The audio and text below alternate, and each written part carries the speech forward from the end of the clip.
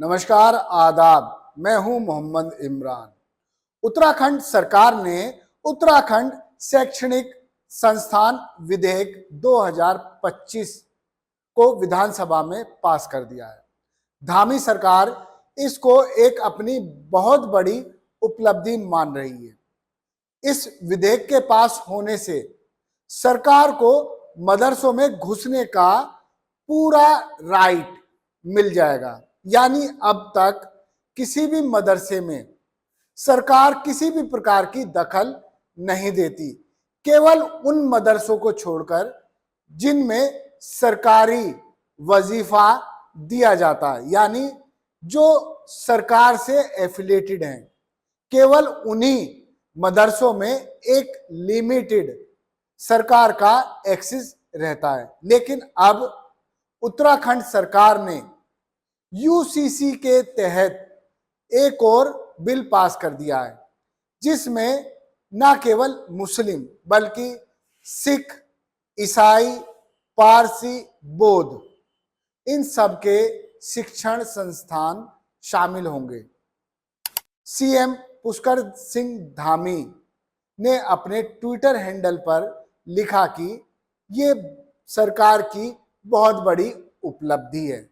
दरअसल ये उपलब्धि इसलिए मानी जा रही है कि अब तक केवल अल्पसंख्यक संस्थान का दर्जा मुस्लिम मदरसों और कई अन्य संस्थानों को ही दिया जाता था जो मुस्लिम समाज से जुड़े थे। लेकिन अब ईसाई, बौद्ध, पारसी, जैन इन सबके शिक्षण संस्थानों को भी उत्तराखंड में माइनॉरिटी का दर्जा दिया जा सकेगा। और सरकार अब से किसी भी मदरसे की और किसी के भी शिक्षण संस्थान की जांच कर सकती है। दरअसल इस एक्ट के तहत एक प्राधिकरण बनाया जाएगा। ये प्राधिकरण सुनिश्चित करेगा कि किस किस नियम को देखते हुए मदरसों को मान्यता दी जाए या ना दी जाए। जो गैर मान्यता वाले मदरसे होंगे, सरकार उनको झटाझट बंद कराने का राइट रख पाएगी। अब तक ऐसा नहीं होता है, लेकिन सरकार से अनुमति लेने के बाद ही कोई मदरसा चल सकेगा। क्या नियम होंगे, ये प्राधिकरण तय करने वाला है। दरअसल मैं आपको बता दूं कि मदरसा किस तरह से चलता है। किसी भी मदरसे की स्थापना की जाती है, उसके बाद उसको चलाने के लिए जगह जगह से चंदा इकट्ठा किया जाता है और उस मदरसे में दीनी तालीम के साथ साथ दुनिया की तालीम भी दी जाती है। यानी उर्दू के साथ साथ हिंदी और कुछ मदरसों में इंग्लिश भी पढ़ाई जाती है। लेकिन ये सभी मदरसे बहुत ज़्यादा नियमों से नहीं बंधे होते, इसलिए ये लोग चंदों पर ही चलते हैं। लेकिन अब जब सरकार से इनको अनुमति लेनी होगी, नियमों का पालन करना होगा, तब हो सकता है कि चंदा कम पड़ जाए और मदरसे उतने ना खुल पाए जिस नंबर में आज की तारीख में खुले हुए हैं।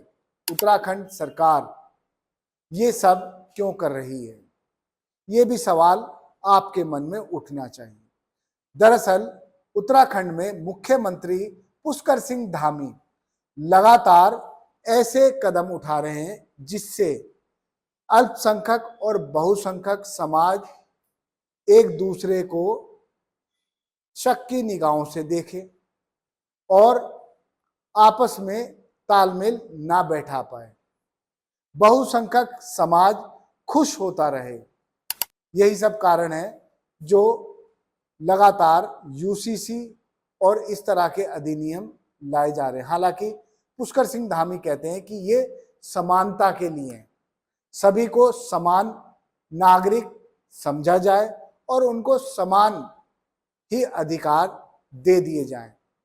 लेकिन अब जो जानकार हैं वो कहते हैं कि इस अधिनियम के इम्प्लीमेंट होने के बाद अनुच्छेद 26 और 30 के तहत अल्पसंख्यकों को मिले अधिकार का हनन होने वाला है, क्योंकि संविधान का अनुच्छेद 26 और 30 कहते हैं कि अल्पसंख्यक लोग अपनी संस्कृति बचाने के लिए और अपने लोगों को पढ़ाने के लिए शिक्षक नियुक्ति भी कर सकते हैं, शैक्षणिक संस्थान भी बना सकते हैं और अपने सांस्कृतिक संस्थानों को बढ़ावा देने के लिए, अपनी संस्कृति की रक्षा करने के लिए भी सभी उचित कदम उठा सकते हैं। लेकिन अब ऐसा नहीं होने वाला। दरअसल